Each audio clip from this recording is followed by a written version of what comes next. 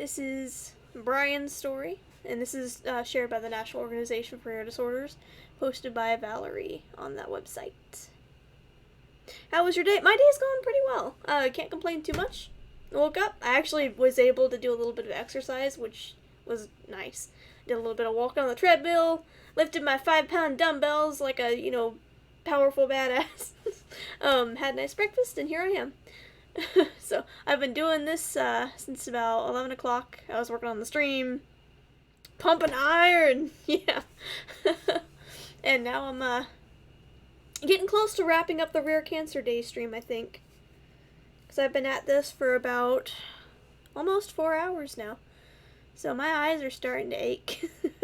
They've been aching. I took some ibuprofen actually, but it's not helping as much as I was hoping it would. So this might be the last story that I read here, but I definitely want to read it. Wham! The news that I received from my doctor was a left hook to my temple thrown by Muhammad Ali. I was just told that I had hold on a minute.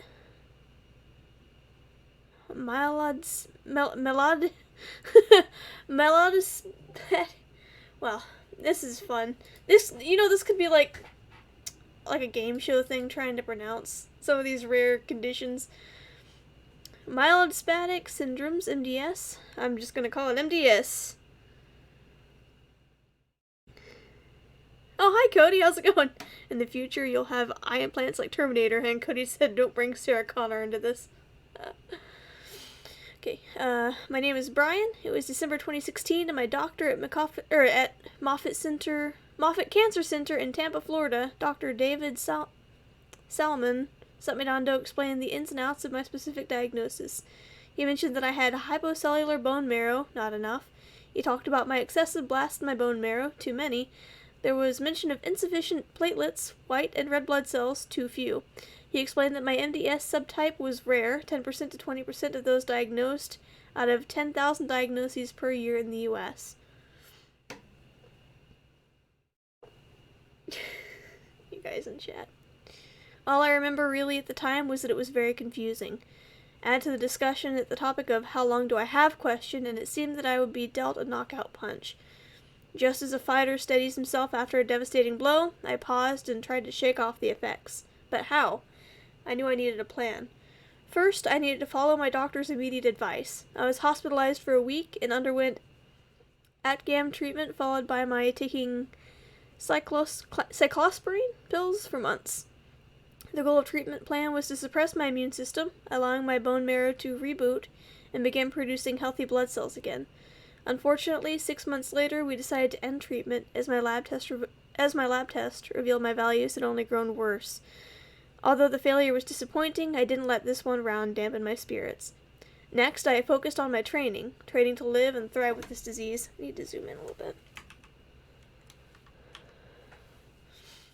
I knew I needed to read as much as I could about this disease. I obtained additional insights and information from my PCP, that's primary care physician for those of you not in the U.S., nutritionists, pharmacists, and mental health professionals, and even acupuncturists.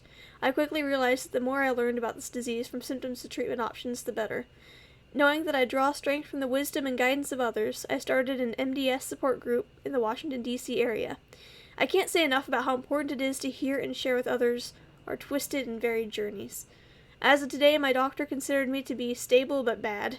Fortunately, I am asymptomatic and do not currently need transfusions nor medications. I'm on a watch-and-wait status, watching my lab values and waiting for them to worsen, before I can receive my cure, a bone marrow transplant. Right now, the benefits of the transplant outweigh the risks, so I can continue to train hard for the future. My training now includes significant exercise in the form of biking, walking, and running. The prospects of my fight with MDS look good. I'm still leading my support group, and those who soon start volunteering for outstanding organizations like AAMDS International Foundation and the MDS Foundation. I will have more fights and short-term battles with my disease than I know. I'll have days in struggle and pain. However, I see a future where my disease is cured with a bone marrow transplant, and I envision new drugs and therapies that will ease the worries of disease recurrence, graft versus host disease, and other post-transplant complications. Now that I'm active, knowledgeable, and engaged, I may take a few more punches, but I won't let this disease knock me down again. So why share my fight with you? because I once read a similar story from a teenage patient with MDS who inspired me to fight. If she could overcome her situation, then why couldn't I? If I had advice to give, it is to work with your doctor on becoming as strong as you can, physically and mentally, whatever that means for your situation. Enjoy your time with family and friends. Educate yourself on your condition. Volunteer and or participate in forums and local group activities. Know you will take a few hits every now and then, but you are strong enough to get back up and face your challenges head on. Simply put, train to win. I'm going to win my fight, no matter the outcome. So, that's, Brian's story dealing with MDS. Which, again, is, Let's see how to pronounce this. Google, help.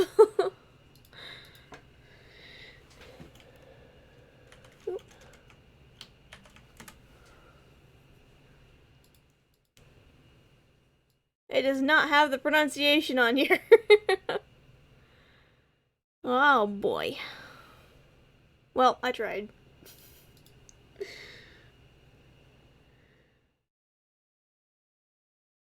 Oh, thanks for joining the server. I appreciate that. Sean, I guess I'll see you around in there. That's probably the best place to see updates on when I'm gonna stream and stuff. Well.